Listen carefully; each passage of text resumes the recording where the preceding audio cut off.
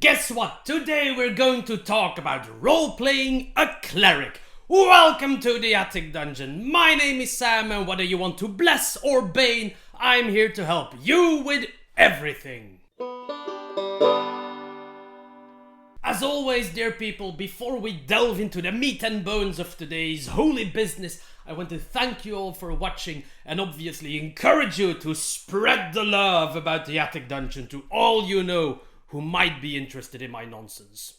So, Clerics, one of the, in my humble opinion, best classes of Dungeons & Dragons 5th edition when it comes to mechanics and options, but still a very rigid class when it comes to role-playing, and that is of course a little bit thanks to their base concept. They are always linked to some god, one or another, which grants them the powers that they have. So it kind of makes sense that they're stuck in this priestly stereotype, but today we are going to do our utmost best to break the clerics out of the strict religious rules that they have been confined in, even for just a little bit.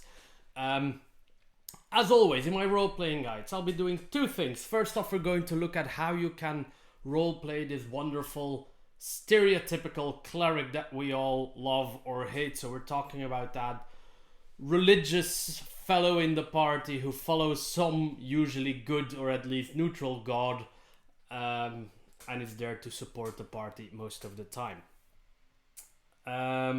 Of course, then when we go and look at role-playing less traditional clerics, you'll see that we'll be bending the rules of divinity a bit here and there. But hey, that's not a problem. As long as you think it's cool and your dungeon master think it's cool, you can do whatever you want in this game, and that's why I love it. Now, on to the standard cleric. The first thing you will have to think of is what god is your cleric worshipping. You could first think of the domain and then from there deduct a god, or first think of a god and then deduct a domain, depending on how you're approaching this. But your god is going to decide a few things. It's going to decide how your cleric is going to behave. It's going to kind of decide whether or not your cleric has kind of this religious network that they can fall back on in case of emergency. It is also kind of going to decide some form of alignment. We'll talk about that in a bit. I am not the biggest fan of traditional alignment in 5e. I'll explain how and why in a moment. But your god is going to be quite a large aspect of your role-playing identity, because you are going to be following the rules and tenets of this god in order to gain their powers. So yeah, that sounds like a good start. When you've decided on your god, depending on the world you're playing and depending on the god you picked, you should decide whether or not this religion has very strict rules or very loose rules. Strict rules would include having to spend time worshipping this god every day, every week at a set moment, who knows? Whereas a loose god might be one where there's maybe a major holiday throughout the year and that is super important to you, but the rest of the year you're fine as long as you live by their rules. It would also mean maybe that your god doesn't have an organized religion following them. You might be a follower of some more vague nature god who doesn't really have churches because they live out in nature, in which case it would be perfectly acceptable for you to just be in nature and care about nature to honor your god, rather than having to go to a temple or a shrine to worship this guy. Your tolerance to other types of people and other religions should also be thought about. It's not the most important thing, but is your god this very crusade typey fellow who doesn't really like heathens, or are you very flexible? Is your god, or are you very flexible around people of other religions? Because it might be that in the world that you're playing there's more than one pantheon, there's more than one god to be worshipped, who knows? Kind of depends on the dungeon master. As always, I don't think I've already said it, but talk to your dungeon master if you're planning on including your god and your religion in your role playing. first off, check that the god is active in your dungeon master's world. It might be that they have created their own pantheon and you'll have to adopt one of those gods. Might be that they use the standard Forgotten Realms pantheon. Might be that they kind of mix and match stuff. So talk to them. If you want to include a certain god really, really badly, maybe they'll allow you to. Maybe it's going to be some interplanar god who arrived. I don't know. There's options. Talk to people. It helps, as I always say. I've already touched upon this. Places of worship. Are there temples? When you enter a big city, is your cleric going to be able to go to a temple to perform some rites in honor of your god? Or are there no fixed locations? Is it all about the actions? And can the ritual be performed anywhere? Or are the places out there in nature? Or is there only one specific sanctuary out there in the world? A lot of options. Think about it. I remember actually really liking a story that I read about a tiny god. Well, tiny god. He didn't have a lot of influence. He only lived in one shrine on one farm, and his only follower was the peasant who lived there. And it didn't, well, in the story the peasant didn't get any clerical powers, but I like this idea of not following a god who is like omnipotent and present everywhere. There's a lot to be said for championing an unknown god that still supports you. Could be interesting. If you really want to play that convert people to your religion thing, that could also be fun. Try to see how many NPCs you can convert to your unknown god's religion. Should be fun. Next up we have symbols. Obviously your cleric is going to be using holy symbols to cast their spells. What does this look like? What is the symbol of your god? If you have one of the known gods, there's going to be loads of options in the Player's Handbook, Dungeon Master Guide, whatever. There's going to be explanation about it and you can just look there. Or if it's a homebrew god, think of a symbol. Again, talk to your dungeon master. Maybe they already have some symbolism going on and you just have to adopt that. Also consider how openly you wear these symbols. Do you just have this little holy symbol that you just wear under your clothing, or is it out in the open? Is the symbol of your god painted on your shield, and are you very out and in the open about your religion and your fanaticism? Who knows? Think about it. It's kind of a thing. Are you that quiet cleric that just lives the life, or are you the one actively trying to convert people? Depending on the god that you choose, and obviously some of this is going to be decided by the domain that you follow, but the spells that you pick up could be looked at from a role-playing perspective. If you're playing this warlike god, well, cleric who is linked to a very warlike god who's never looked at healing people, who knows, maybe you don't want to pick up a healing word or cure wounds. Let the druid take care of that. But more realistically, because I know people still expect the cleric to be like the party support, which you can still be, by the way. Think about how your spells look when you cast them. I know I say this in every video where I talk about casters, but what do your spells look like? Are all of your spells going to be that standard holy magic light radiating stuff? Or maybe you are a twilight cleric and it's a bit more, you know, not that bright. It's a bit more shady, maybe orangey light linked to sunset. Maybe you're a nature cleric and your spells actually look a lot more like a druid spell or a ranger spell than a cleric spell. Maybe you're a war cleric and your spell casting takes the form of shields and weapons and stuff like that. You know, think about it, visualize it, apply it to your concept. I think the way your spell look is one of the easiest ways to make your character unique. Most people will just say, I'm casting Bless. There you are. And occasionally it can be really fun to describe what's happening. To describe that this orange glow is giving them the light and the power that they need, and the setting sun is making them better or whatever. I mean, I'm just making this up as we go. But a Shield of Fate as a war cleric, for example, could be a literal shield being cast in front of them. That kind of follows them around as long as you're concentrating on the spell. That is a very nice way to describe the spell, and it really does work. Something that you could consider, but then we're already, maybe this is a nice transfer to leaving the beaten path. Consider whether your cleric has received their powers because they've actively prayed for it and they're part of this religion and they've performed their duties for a set amount of time, whatever. Or did they receive them because of how they act? That they can still be part of his religion, and maybe they're not the most religious cleric, but their chosen god has looked upon them and said, look, this person is living by my code. He's an excellent example of how life should be led. I shall grant him my power. Depending on how active your gods are in the world, this can be a bit of a choice that you make. Yeah. If you think about all of this, you could even include some catchphrases for your cleric, like stuff they say during rites, for example, or when casting spells. Again, very nice to do.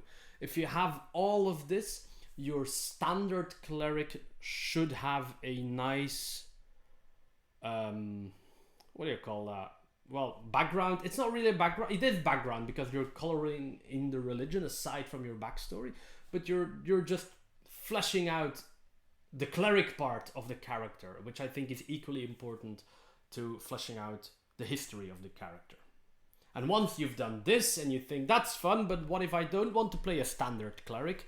Then you're ready to go on to the next part. Okay, so now I'm going to be asking some questions that kind of steer the cleric away from the very traditional cleric who literally follows their god cleric. My first stop will be alignment, and there the easy question is, does your cleric need to be the same alignment as your god? My answer is no.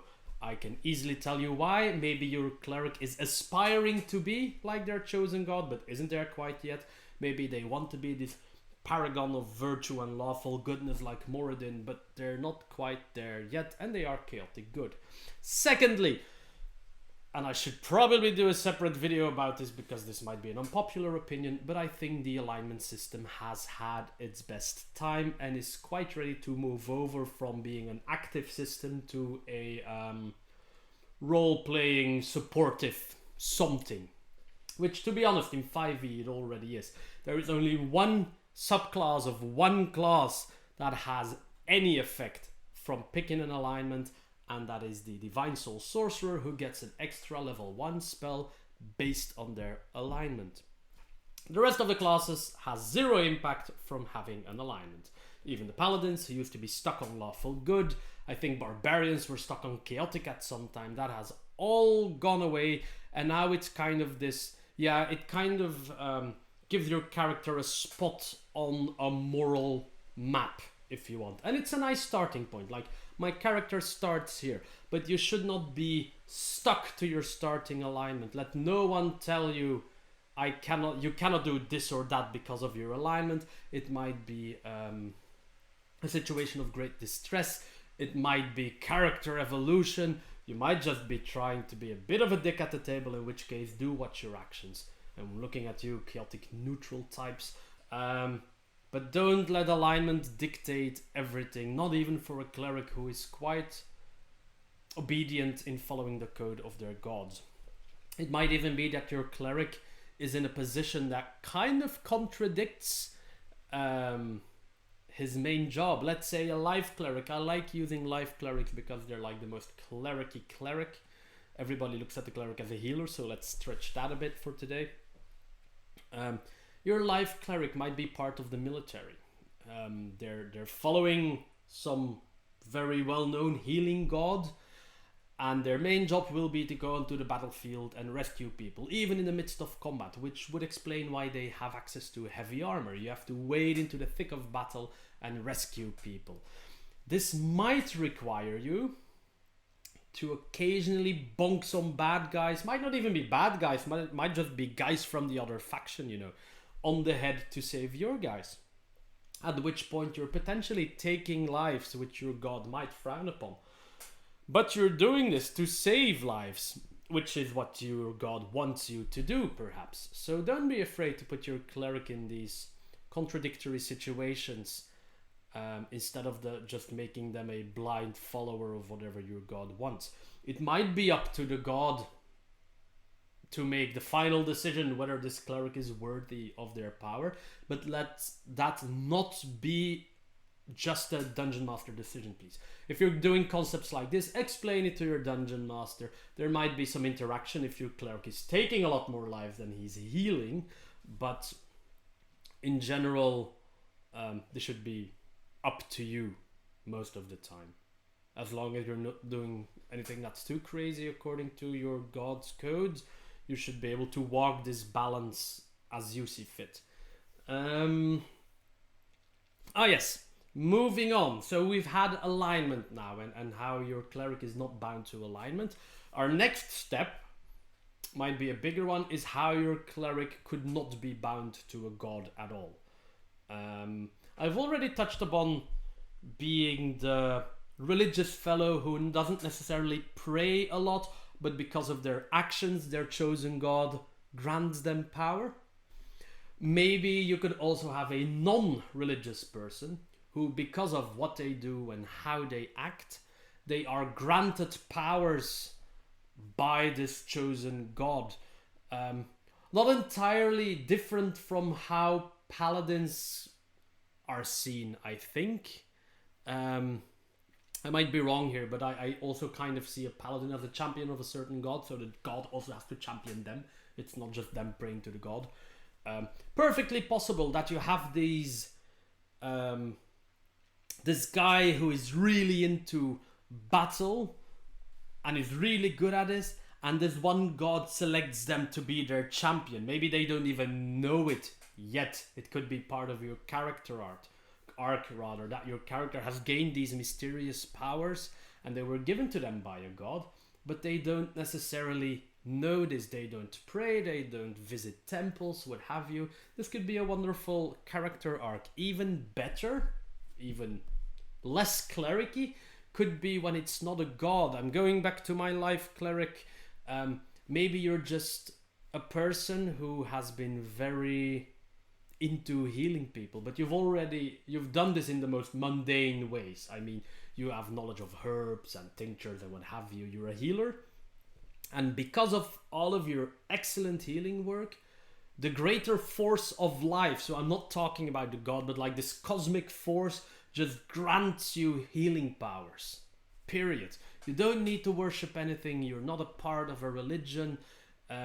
You just feel that there's a force flowing through you, and maybe again you could discover that this is some cosmic force, but you're not bound to anything. There's not even really a code to follow here. You just need to continue to do what you're already doing, namely heal people, protect people, and this greater cosmical entity, which might not even be sentient, by the way, will just grant you those powers. It's maybe not entirely unlike some warlock patrons. It is in the warlock section that it's quite possible that your patron doesn't really know that you're connected to them, especially for the great old ones. And I think this is perfectly applicable for a cleric as well. A cleric who has been living according to whatever something would want them to live, and thus they get connected on some level, and it grants power to the cleric. I think that's perfectly possible, and this moves me smoothly to my last cleric, which is even a bit dodgier than the other ones. The Atheist Cleric. So I am going to try and present an idea where you play a cleric, the class that is still linked to the gods. Paladins are no longer linked to the gods in 5e.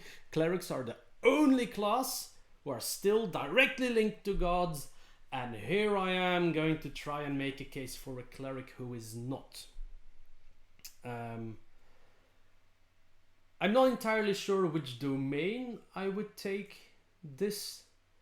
It depends on the people around him.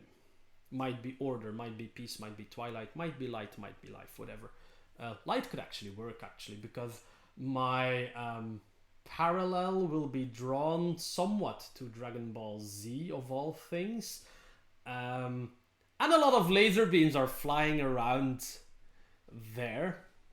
So maybe a light cleric might work. You know the part, I think, I can't remember which arc it is actually. Is it versus Frieza? It does it a few times, but the Spirit Bomb. Goku is able to summon this giant orb of energy by technically asking for the strength of the people around him.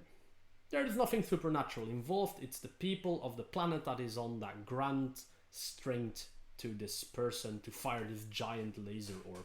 And that made me wonder if it is not possible that a person who vehemently believes in the people around him and really wants to get them to where they need to get, really supportive of them, if he could not get power from that, from their unwavering belief in people, their potential, and everything surrounding that, could that not give power to a person, even of a magical sort? My answer is obviously yes, because I would love this. It also provides really cool role-playing options where your characters might start to doubt their abilities and their powers, because there's people doing incredibly bad stuff to each other as well. So this gives you a nice development arc as well. It completely frees you from the religion aspect and puts your character development in the hands of the party, kind of, because you believe in people, which means that the reason you will be traveling with this party and doing what they do is that you believe that you're all doing the right thing, and these people deserve to do what they're doing. They deserve to get there, and you're the one who's going to get there purely on belief. Does that mean you're inherently magical? No. There's obviously, again, there's going to be some force in the universe who grants you this power, but they will have no further impact on your life. You could almost say this is by sheer force of will that they tap into some force. If there is a greater force out there, could even be a Tempest Cleric for all I care. The greater force of nature helps your cleric to achieve their full potential, because they believe so hard in what they're trying to achieve and for whom they're trying to achieve it, that they just kind of draw power from the surrounding area around them, from nature, from the storms, from whatever your cleric is inclined to use. So I know that willpower is usually linked to charisma and not to wisdom-based classes, but who cares? Ability scores are relatively irrelevant anyway in 5th edition, let's be honest.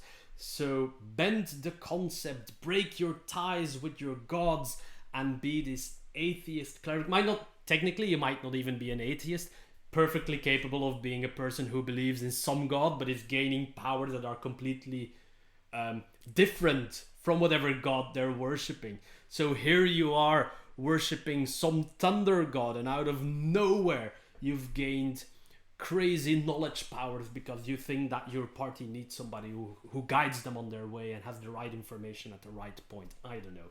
It's just an idea, but I absolutely love this idea, and next time that I'm playing a cleric, I'm actually planning on convincing my dungeon master that a god will be relatively irrelevant for my cleric. And with that wonderful idea, I'm going to leave you for today. Never hesitate to tell me about your clerics in the comments down below. Do you like the ideas that I presented today, or am I breaking the game for you? Don't worry, I'm very flexible. Be sure to talk to me about your beefs and your griefs. I'll answer for sure, and if all goes well, we'll see each other in 2 weeks. Next time in the Attic Dungeon.